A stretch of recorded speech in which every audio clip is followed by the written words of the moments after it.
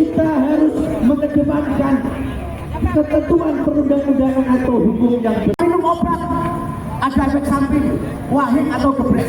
Begitu juga Jeruji besi sel tahanan rupanya tidak melemahkan semangat dua pentolan Aliansi Masyarakat Pati Bersatu, AMPB, Supriyono alias Botok dan Teguh Istianto alias Pak RW, dalam menyuarakan aspirasi mereka. Momen emosional terjadi saat Botok dan Teguh berjalan keluar dari ruang sidang Pengadilan Negeri, PN, Pati menuju mobil tahanan Kejaksaan Negeri Pati yang akan mengantarkan mereka kembali ke sel usai menjalani sidang perdana. Mengenakan rompi merah, dengan tangan terborgol, mereka berteriak menyuarakan aspirasi di hadapan awak media dan barisan pendukung yang ikut mengawal berlangsungnya sidang. Sementara, Botok meneriakkan pesan khusus yang dia tujukan kepada Presiden Prabowo Subianto. Ketika mobil tahanan melaju hendak keluar PN Pati, dari balik trali besi, Botok dan Teguh juga melambaikan tangan sambil mengucapkan terima kasih kepada massa AMPB yang memadati halaman PN Pati.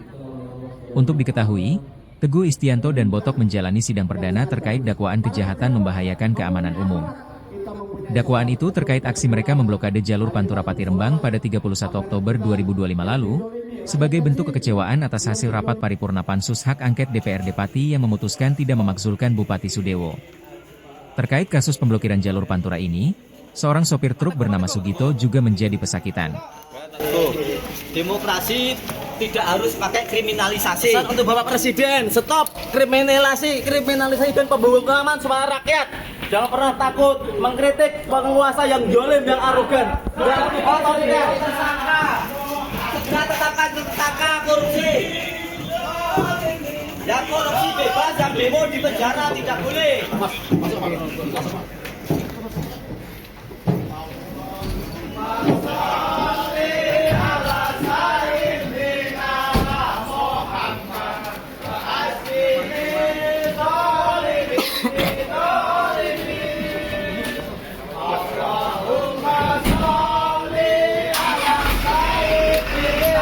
Terima kasih untuk masyarakat Pati di Indonesia yang telah support dan doa pada kami. Jangan pernah takut mengkritik penguasa yang boleh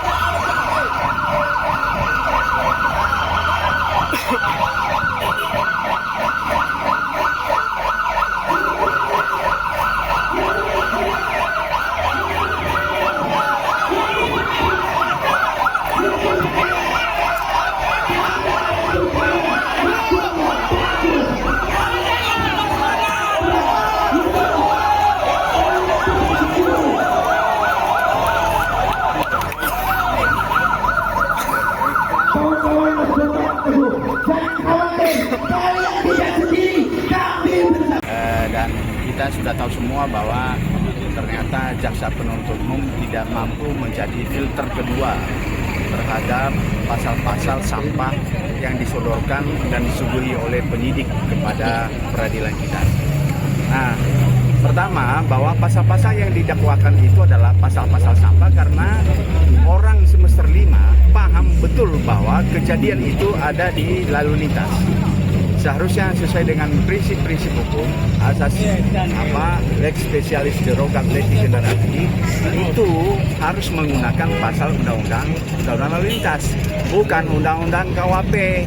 Ini kan pembodohan yang saya katakan, pembodohan yang sangat mempertontonkan pembodohan, dan itu dilakukan oleh teman-teman penyidik Polda dan Polres.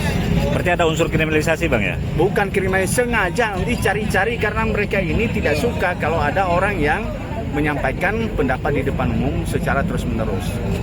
Nah, itu yang pertama. Yang kedua, kita berharap bahwa hakim yang akan mencari dan memberikan keadilan kepada kita agar bisa menjadi filter ketiga, agar tidak terjebak dengan pasal-pasal sampah yang tadi seharusnya itu menjadi saringan kedua oleh kejaksaan, ternyata tak mampu. Nah, kita berharap saringan ketiga akan berfungsi dengan maksimal, dan harapan kita adalah bahwa bebaskan Mas Botok karena pasal yang dipakai itu pasal-pasal bodong, ya, pasal-pasal bodong, dan memang sengaja dicari-cari pasal yang agak mirip-mirip. Nah, ini kan bukan negara hukum namanya, negara kekuasaan. Baik. Bu, bisa dijelaskan Bu tentang ini persidangan perdana tadi kasusnya Supriyono? Baik ya, hari ini tadi pagi ada 2 sidang perkara pidana nomor 201 PB dengan terdakwa 1 Supriyono alias Botok bin Munadi dan terdakwa 2 Teguh Istianto alias Pak RW bin Sumadi Winato. Dan sidang perkara yang kedua nomor 202 PB PNI PTI 2025 atas nama terdakwa Sugito bin Nadiman. Keduanya tadi bersidang jam 9 pagi di ruang sidang Cakra Pengadilan Negeri. Selesainya tadi sampai jam berapa? Selesainya kurang lebih hampir 1 jam. Dengan agenda apa? Hari ini tadi pembacaan surat dakwaan. Jadi untuk perkara nomor 201 ini para terdakwa didakwa dengan pasal dakwaan alternatif ya. Tadi sudah didengarkan juga dibacakan oleh penuntut umum.